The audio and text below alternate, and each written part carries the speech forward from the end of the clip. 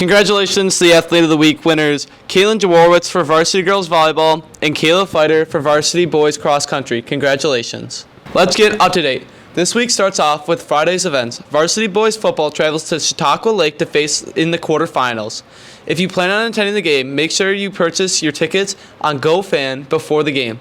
Also on Friday, Cross Country has a meet at Maryville, and Varsity Girls Swim competes at City Honors. We are nearing the end of the fall season, so there are no sporting events. Make sure you look at the WACS Sports Instagram for playoff games. That's all for this week's Up to Date. Let's get into Leave It to the Pros. The Bills had an amazing game this week in Seattle, where the Bills left with a huge win, 31-3, versus the Seattle Seahawks, and hope to build off this win. Keon Coleman had an amazing game where he had 12 catches for 125 yards with 2 touchdowns. This rookie is turning into the number 1 option for Josh Allen.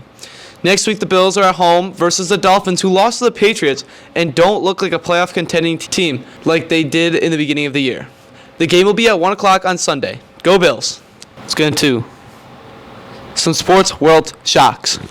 Let's get into it. We're going to start off with Texas A&M at LSU, the number 14 versus the number 8 in Death Valley. Texas A&M blew it up against the LSU Tigers, winning a close game, but securing their rankings in the SEC and in the college football playoff picture. Another blowout game that we had this week was number one Oregon with Dylan Gabriel fighting for a Heisman spot versus the number 24 Illinois. Oregon offensive line might be one of the best offensive lines in all of college football right now. And they just dominated against Illinois and continue as the number 1 team in college football. Now, the game of the week, the Chicago Bears at the Commanders. Washington had a really good game this week. Jaden Daniels balled out. They did have a 12-0 lead and give it up. With the final effort from Jaden Daniels to complete the Hail Mary to Noah Brown, the Commanders got a dub this week. That's all that matters for them. That's it for Sports World Shocks. Let's move to our next segment. Welcome back to Fantasy Fix with Tyler Lucas and Jonathan Cook, and where we bring you the best and most wisdom advice about fantasy football. All right. Yeah. So news of the week. Not a whole lot going on this week, but stuff still happened. Stephon Diggs out for the season with a non-contact ACL tear. Deontay Johnson traded to the Ravens. That's interesting. Joe Flacco is now starting for the Colts. Anthony Richardson has been officially benched. And then buys for the week are Steelers and the 49ers. So if you have any of those players, look for replacement. We're going to talk about our risers of the week, and who's our first guy we have up today, Ty? The first riser we have this week is Tank Dell. Tank Dell is filling in for the position for Nico Collins, who was on an IR.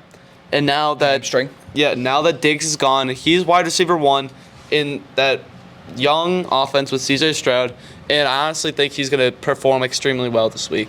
Yeah, eventually Nico's going to come back and he's going to go back to the receiver 2. But we saw last year, even as a receiver 2, Tank Dell was a very productive receiver. He's still putting up numbers, yeah. And that was him as a rookie. Now he's in his sophomore season. He's more polished. He's been in the offense more. Him and CJ Stroud got that connection.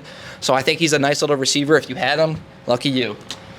All right, next guys I want to talk about are Downs and Pittman. With Joe Flacco now starting and Anthony Richardson with his abysmal 48% passing completion rate. Awful.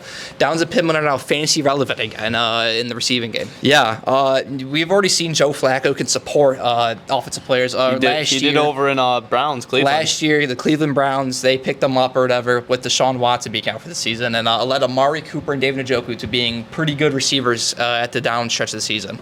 In the 2 weeks Flacco has already played with the Colts, Pittman and Downs both had their best games of the season, 2 of their best games. So it's shown when he plays, that offense looks good. Those are our 2 fallers of the week.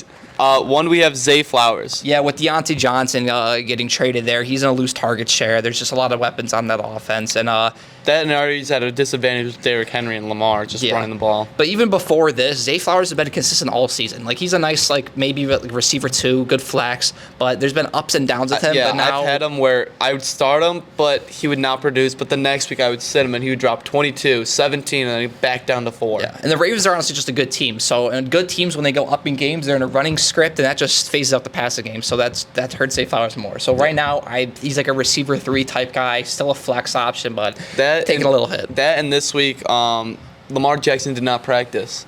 He does have some injury. And knee injuries. But yeah, Zay Flowers is going to drop a little bit in our rankings. Next guy, we have Jordan Mason. He's been dealing with injuries last 3 games. He's hurt a couple fantasy managers by not playing because he plays 3 snaps and gets hurt. I would know. Backup doesn't do too bad either. Isaac Rendo, yeah. But the thing is, CMC's return is imminent. It's week 10 is the earliest after the bye week. They're thinking maybe 11, but either way, he's coming back. I don't think Jordan Mason's going to completely be phased out of the offense. I think they're going to split the backfield. More of a power back. Yeah, because they were talking about at the beginning of the year, they're going to use CMC less than they did last year. So Jordan Mason's still going to be in the offense. He could be fantasy relevant still, but it's just not looking good for him. It's gonna be like a Knuckle and Sonic over there in Detroit. Okay. Yeah, actually, but he's gonna be maybe the goal line back. But Jordan Mason's definitely falling. Yeah. All right, that's all we have for this week for Fantasy Fix. Thank you for watching, and make sure to come back next week. Be back next week for more fantasy news and updates. See ya. See ya.